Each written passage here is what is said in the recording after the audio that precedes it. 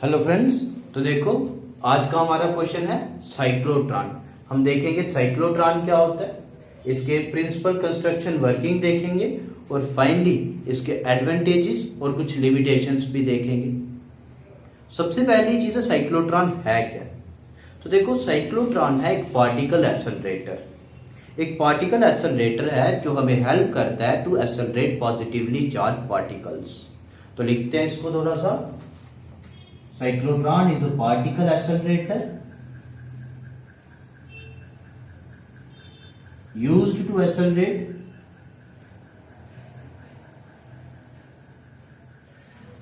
Positively charge particles.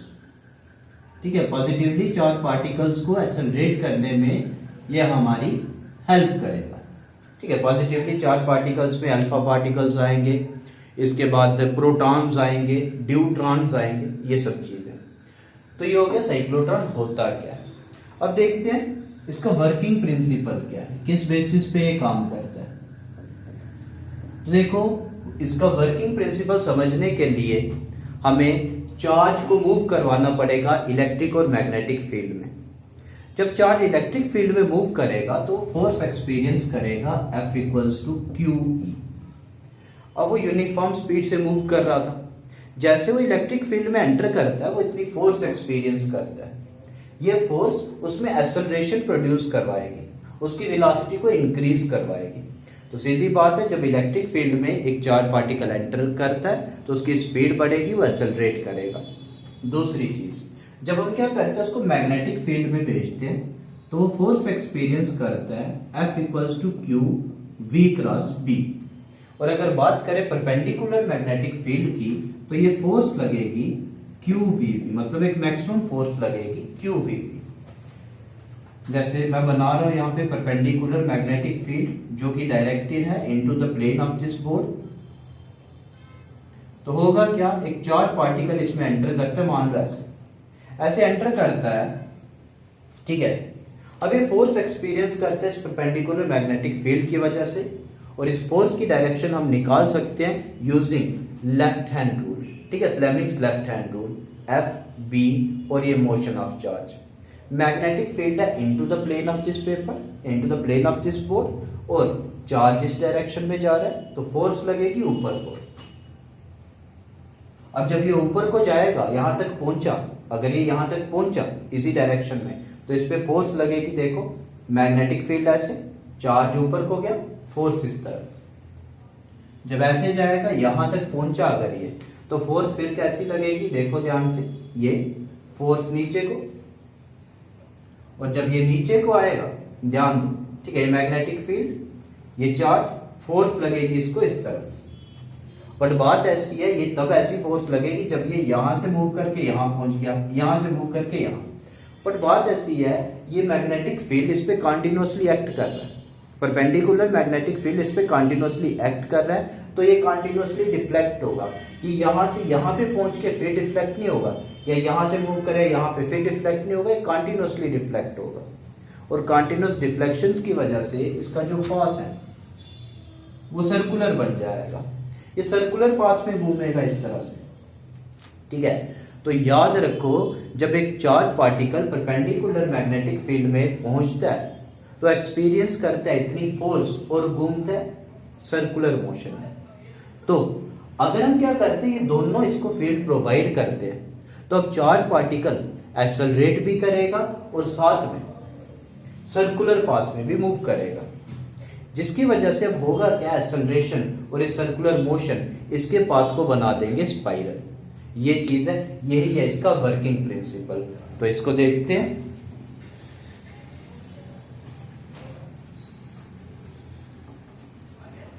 तो लिखेंगे working principle, when a charged particle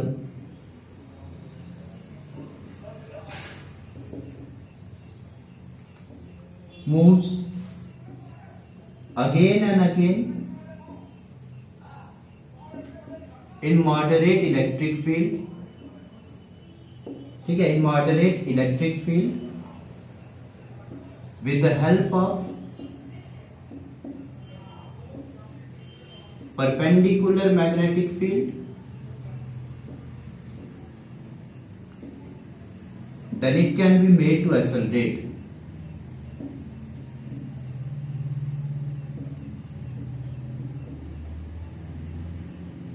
with high energy।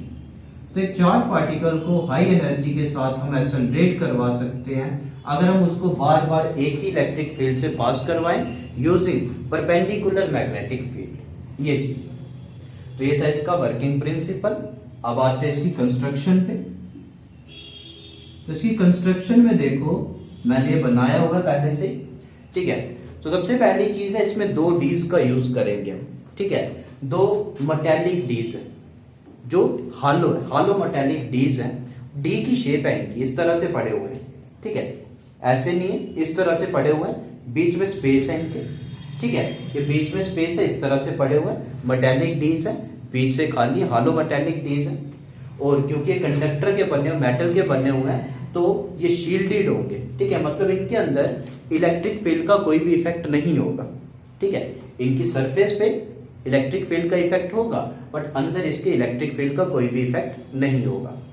दोनों डीज के सेंटर में यहाँ पे एक आयन सोर्स है। आयन सोर्स हमें पॉजिटिव आयन प्रोवाइड करेगा जिसको हमने एक्सेलरेट करवाना है।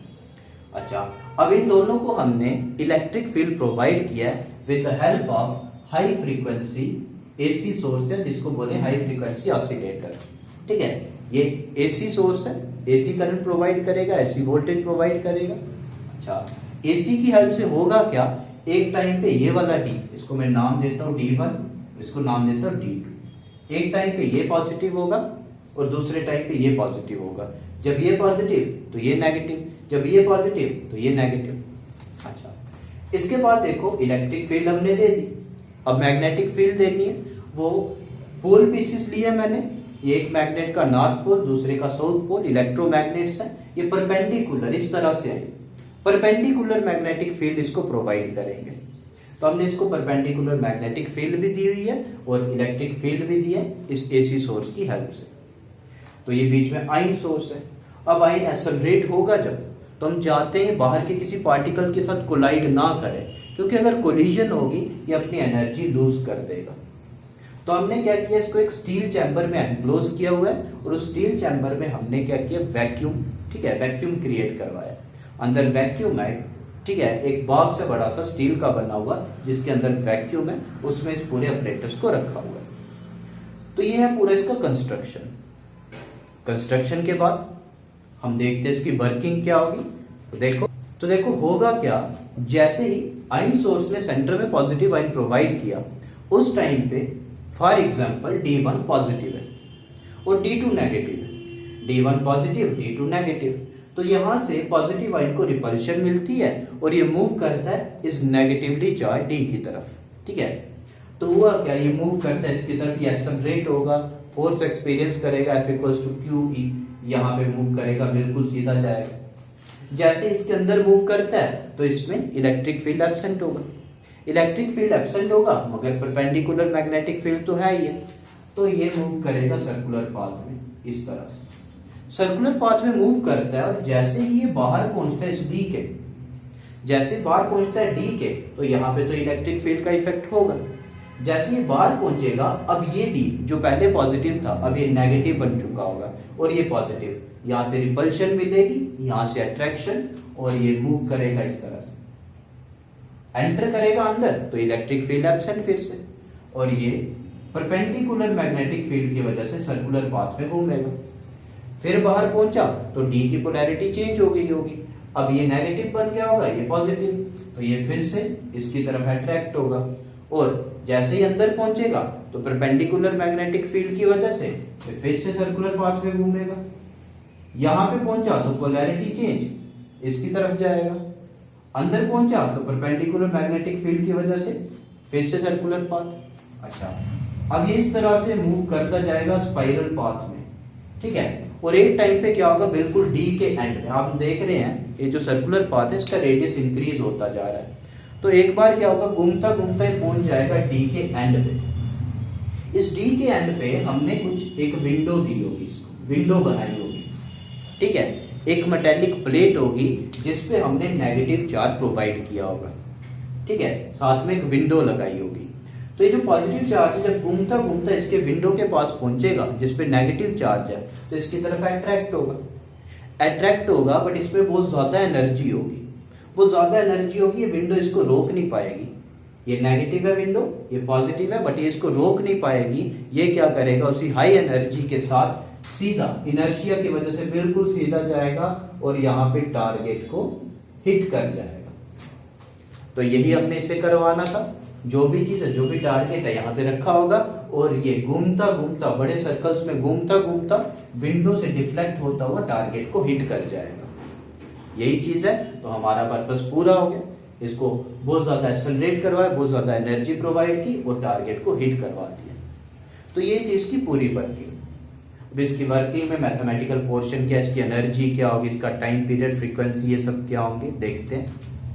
सबसे पहली चीज, परपेंडिकुलर मैग्नेटिक फील्ड ने, ठीक है, कितना F इक्वल्स टू QVB, इसने इसको सर्कुलर पाथ में घुमाया तो इसको मिली सेंट्रीपिटल फोर्स जो होगी mv² के इक्वल। तो ये क्या बना, mv² इक्वल्स टू QVB, ये कैंसिल हो गया और हमें R की वैल्यू मिलती है mv/QB। ठीक है, R की वैल्यू मिलती है mv/QB। यहां से अगर आपने वेलोसिटी निकालनी है इसकी तो ये आ जाएगा कितना, QBR/m। वेलोसिटी ये आ गई, रेडियस इस सर्कुलर पाथ का ये आ गया। एक चीज ध्यान से देखो, ये जो इलेक्ट्रिक फील्ड है इसको एक्सेलरेट करवा रहा है तो इसकी स्पीड को बढ़ा रहा है। स्पीड बढ़ रही है, जब स्पीड बढ़ेगी तो रेडियस भी, ठीक है, इस पाथ का रेडियस भी बढ़ता जाएगा। बट एक और चीज देखो, R/V का रेशो किसके इक्वल है, R/V का रेशो है m/QB। मास इस साइन का, चार्ज इस साइन का और यूनिफॉर्म मैग्नेटिक फील्ड, ये तीनों चीजें कांस्टेंट, जिसकी वजह से R/V जो रेशो है ये हमेशा कांस्टेंट रहेगा। अगर ये कांस्टेंट रहेगा, ठीक है, तो क्या होगा, ध्यान देना है, क्या इसकी एनर्जी पे कुछ फर्क पड़ेगा, क्या टाइम पीरियड पे कुछ फर्क पड़ेगा। देखते हैं, T आ गया, इसका सर्कमफ्रेंस ऑर्बिट का, जिसके सर्कल में घूम रहे उसका सर्कमफ्रेंस, तो ये आएगा 2πr divided by velocity v की वैल्यू पुट कर दो, QBR/m, तो ये आया 2πm/QB। तो हमने देखा जो टाइम पीरियड है ना तो वेलोसिटी पे ना ही, ठीक है, R पे डिपेंड कर रहा है। अगर यहां से देखें R और V के रेशियो पे डिपेंड कर रहा है जो हमेशा कांस्टेंट रहेगा, इसलिए टाइम पीरियड हमेशा फिक्स रहेगा, टाइम पीरियड बढ़ेगा नहीं उसका। और अगर टाइम पीरियड नहीं बढ़ रहा है तो फ्रीक्वेंसी जो कि आएगी QB/2πm, इसमें भी कोई चेंज नहीं आएगी क्योंकि ना तो ये R पे ना ही V पे डिपेंड कर रहा है। ठीक है, तो फ्रीक्वेंसी ये आ गई। इसके बाद अगर एनर्जी देखनी है तो इसकी काइनेटिक एनर्जी कितनी होगी, हाफ mv²। तो ये आ गया 1/2 m, v का स्क्वायर देखो q² b² r²/m², तो ये बन गया हाफ q² b² r²/m। ठीक है, ये इसकी एनर्जी है। ध्यान दो, E is directly proportional to r²। Radius बढ़ता जा रहा है तो एनर्जी भी बढ़ती जाएगी। जितने बड़े रेडियस में घूमेगा ये उतनी ज्यादा एनर्जी इसको मिलेगी। ठीक है, अच्छा, ये आ गई इसकी टोटल एनर्जी जो डायरेक्टली प्रोपोर्शनल है r² के। तो ये सब कुछ इसकी वर्किंग आ गई। ठीक है, ये पूरा इसका मैथमेटिकल पोर्शन इसकी वर्किंग का। एक चीज पे ध्यान दो, हमने बात की जैसे ये घूमता है, ये घूम रहा है, जैसे ये D से बाहर पहुंचेगा वैसे D की पोलैरिटी चेंज हो जाएगी। D से बाहर पहुंचने पे D की पोलैरिटी चेंज हो जाएगी। तो ऐसा क्या हुआ कि D की पोलैरिटी चेंज हो गई। तो ध्यान दो, हमने ये जो साइक्लोट्रॉन की फ्रीक्वेंसी निकली, जो साइक्लोट्रॉन की फ्रीक्वेंसी निकली, इसको कैलकुलेट करना है और ये फ्रीक्वेंसी इस ऑसिलेटर की फ्रीक्वेंसी के साथ मैच करनी है। जो इसकी वैल्यू होगी वही फ्रीक्वेंसी इस एसी सोर्स की फ्रीक्वेंसी होनी चाहिए। और दोनों की फ्रीक्वेंसीज मैच करती हैं तो ही ये जादू होगा। तो ही क्या होगा, ये जो चार पार्टिकल है स्पेस में पहुंचेगा और पोलैरिटी चेंज हो जाएगी डी की। क्लियर बात। तो इसको हम बोलते हैं रेजोनेंस कंडीशन, मतलब कि the frequency of this cyclotron must match with the frequency of AC source. इन दोनों की फ्रीक्वेंसी मैच करनी चाहिए, तो ही जैसे ही आयन इस स्पेस में पहुंचेगा तो डीज की पोलैरिटी चेंज होगी, और डीज की पोलैरिटी चेंज होगी तो आयन क्या करेगा, दूसरे डी की तरफ अट्रैक्ट होगा। जब यहां से दूसरे की तरफ अट्रैक्ट होगा, फिर यहां से दूसरे की तरफ अट्रैक्ट होगा, तो ही इसका मोशन क्या होगा, सर्कुलर बनेगा। ये चीज है। तो ये थी पूरी इसकी वर्किंग। अब हम आते हैं इसके एडवांटेजेस पे और इसकी लिमिटेशंस पे। तो देखते हैं।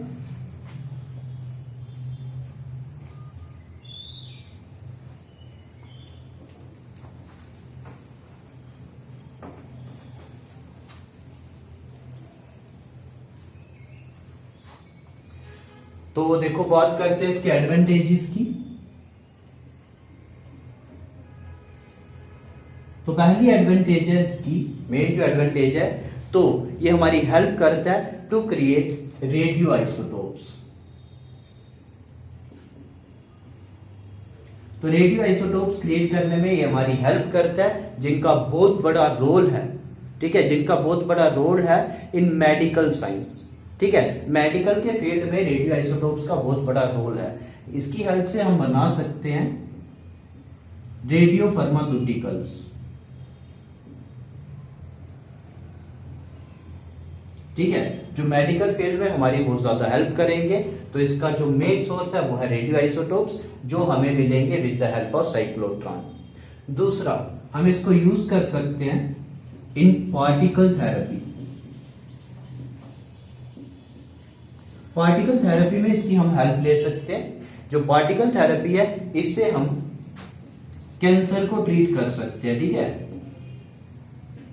ठीक है, particle therapy help us to treat cancer. तो ये इसके मेडिकल फील्ड में यूजेस है।